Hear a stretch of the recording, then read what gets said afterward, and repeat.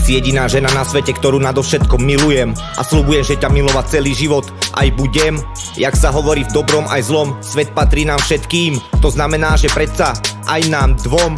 Spolu aj nad búrkou vyhráme a prejdeme všetky cesty. Naša láska je silnejšia ako po blesku hrom. Máme spolu deti, sme šťastná a krásna rodina. A nám v živote stačí to, že máme seba navzájom. A náš dom je plný lásky, ktorá je cítiť v ňom.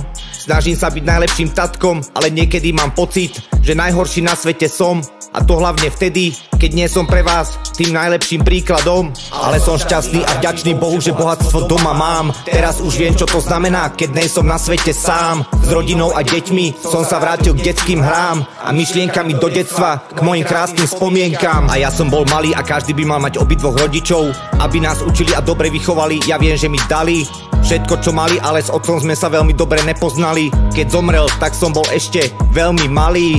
Mal som iba 4 roky, prvé slova za mnou a spravil som prvé kroky, prišli prvé prekážky. Patril som do Petržalskej stoky už keď som mal 13. A ďakujem Bohu, že aj napriek hriechom stojí stále pri nás. Veľmi ti Bože ďakujem, že si s nami každý deň. Cítim ťa pri sebe, si ako môj vlastný tieň. A dobre viem, že do cieľa pomaly, ale isto smerujem.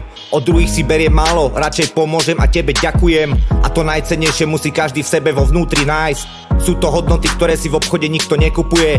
A tí, čo si myslia, že sa všetko na svete kúpiť dá, sú presne tí, čo neveria, že náš Pán na nebi existuje. Ale som šťastný a vďačný Bohu, že bohatstvo doma mám. Teraz už viem, čo to znamená, keď nie som na svete sám. S rodinou a deťmi som sa vrátil k detským hrám a myšlienkami do detstva, k mojim krásnym spomienkam. Ale som šťastný a vďačný Bohu, že bohatstvo doma mám. Teraz už viem, čo to znamená, keď nie som na svete sám. S rodinou a deťmi som sa vrátil k detským hrám a myšlienkami do detstva, k mojim krásnym spomienkam.